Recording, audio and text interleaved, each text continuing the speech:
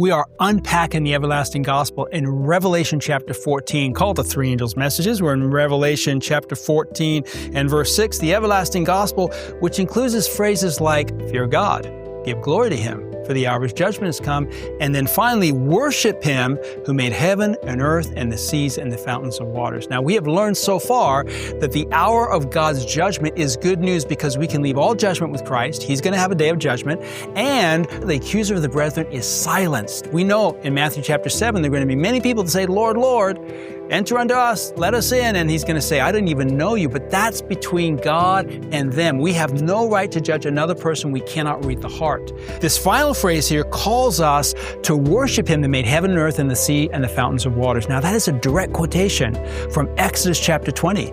Remember the Sabbath day to keep it holy. 6 days shalt thou labor and do all thy work, but the seventh day is the Sabbath of the Lord thy God. For in 6 days the Lord made heaven and earth and the seas and the fountains of waters. That's what we're quoting from in Revelation 14, verses 6 and 7, the everlasting gospel. So why is Revelation 14 and the Three Angels' Messages calling us to worship God that made heaven and earth and the seas and the fountains of waters as a direct quotation from Exodus, the Ten Commandments? I thought we were talking about the gospel, not the law. Here's why.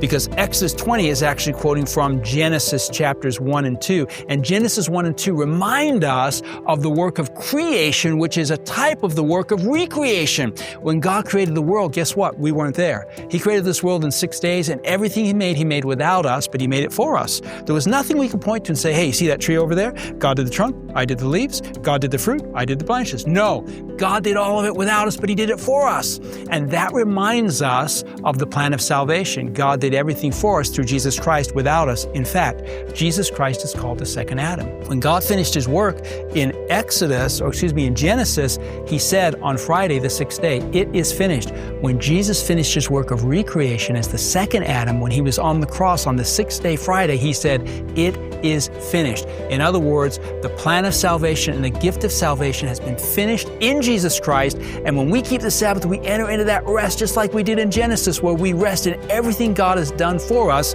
in Jesus without us. It's time for us to enter into the rest of resting in Jesus Christ for our salvation through the Sabbath.